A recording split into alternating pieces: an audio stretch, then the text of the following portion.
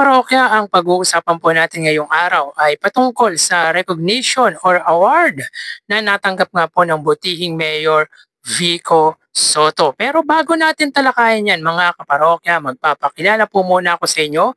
Ako nga po pala si Mervin, the man behind Kaparokya TV. So yun nga po mga kaparokya, nitong mga nagdaang linggo at buwan ay sunod-sunod niya po ang parangal na natatanggap nga po ng lungsod niya po ng Pasig, and even ang butihing Mayor Vico Soto ay may personal na award na natatanggap nitong mga nagdaang araw. Yan po mga kaparokya ay pagkilala sa husay na ginagawa po ng nasabing alkalde.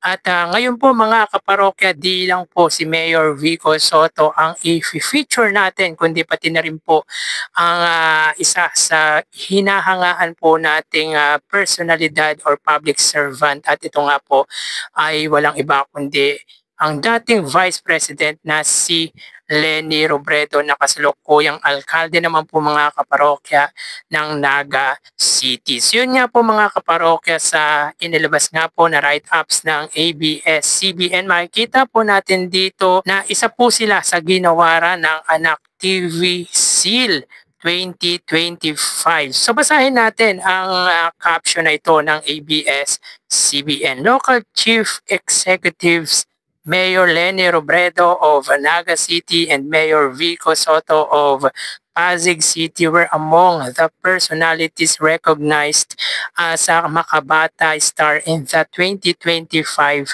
Anak TV Seal. So ayon dito mga kaparokya, si Mayor Vico Soto at si Leni Robredo or Mayor Leni Robredo ang ilan sa mga personalidad na ginawaran nga po ng award from Anak TV Seal. So sa dami nga po mga kaparokya ng public servant or sabihin po nating politiko dito sa bansa, tanging ang dalawa lamang po ang kinilala ng nasabing institution. So alam naman po natin mga kaparokya, ang Anak TV Seal para sa akin ay sinisimbolo nito ang kabataang Pilipino. But I mean to say mga kaparokya, recommendable ito ng kanilang mga magulang na maging huwaran, hindi lang po ang mga politiko kundi ang mga tao, programa na ginagawaran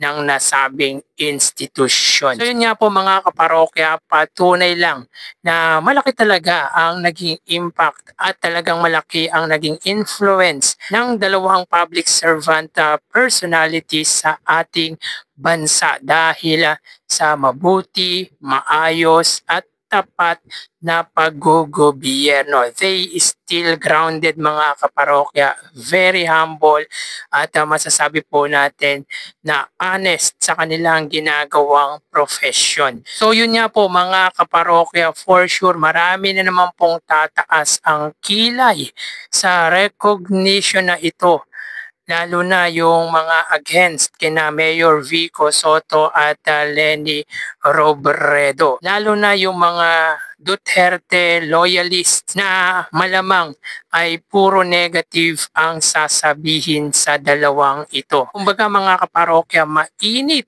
sina Mayor Vico Soto at Mayor Leni Robredo sa mata ng mga Duterte loyalist. Kung kaya expect na po natin mga kaparokya na maraming negative na sasabihin nito against two public servant. Pero wala sila lang ang mas deserve na tumanggap ng ganyang pagkilala from Anak TV Seal, sapagkat yun nga po mga kaparokya, tulad ng sinasabi po natin, ay dahil nga po sa husay na kanilang ginagawa sa kanilang mga lungsod. At para sa akin mga kaparokya, unahan ko na po kayo, malamang marami pong magdi-disagree sa sasabihin ko For me, it should be included President Bongbong Marcos dahil talagang lumalaban naman po si Pangulong Bongbong Marcos sa katiwaliang nangyayari po dito sa ating bansa. Siya lang po mga kaparokya ang bukod tanging presidente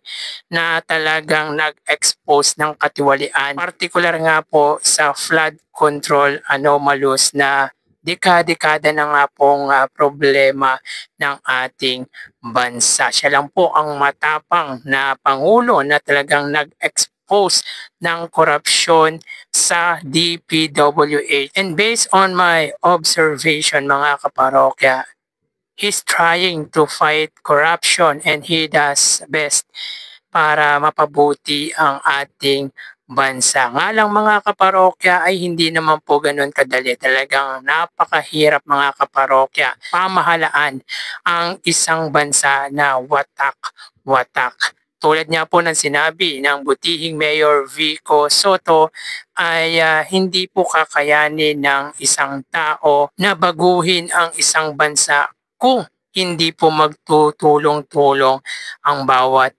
Filipino. Kumbaga, lahat dapat tayo ay nagpa-participate, lahat po tayo ay nagtutulong-tulong nang sa gayon ay magkaroon po ng pagbabago sa sistema ng di lang po ng politika kundi pati na rin po ng pamumuhay. So yun nga po mga kaparokya, maganda po sana talagang tandem ito para sa higher position by 2028. Nga lang mga kaparokya, ayon kay Mayor Leni Robredo ay negative po ito tumakbo to run in higher position sapagkat ayon dito ay magfo-focus daw po ito sa kanyang lalawigan sa Naga City. And of course, Mayor Vico Soto is unable to run in higher position dahil nga po sa age requirement. Pero mga kaparokya, ang gandang pagmasdan ng dalawang public servant na ito sapagkat nakikita po natin mga kaparokya na meron po tayong liwanag at pag-asa na matatanaw sa dalawang public servant na ito.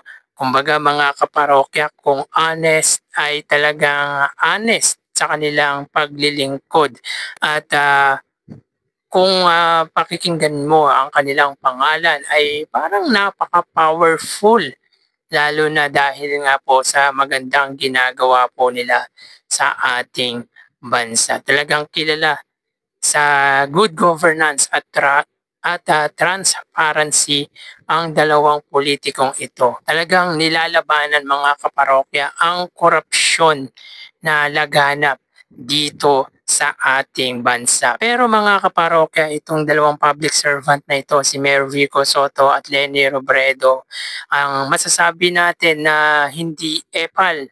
Kumbaga mga kaparokya, hindi nagpapakyut at talagang tumutulong nga po sa kanilang mamamayan, sa kanilang constituent. Kaya talaga mga kaparokya, karapat dapat po silang gawaran ng pagkilala from Anak TV Seal. So grabe talaga ang mga award at recognition na natatanggap ng lungsod po ng Pasig at ni Mayor Vico Soto. Kasi mga kaparokya, hindi lang po dito sa ating bansa nakakatanggap ng parangal ang butihing Mayor Vico Soto kundi pati na rin po sa ibang bansa. Even sa international ay ginawaran or ginagawaran niya po ang butihing mayor. So talagang itinataas nga po ng butihing Mayor Vico Soto ang pangalan ng bansa dahil sa mabuting ginagawa po nito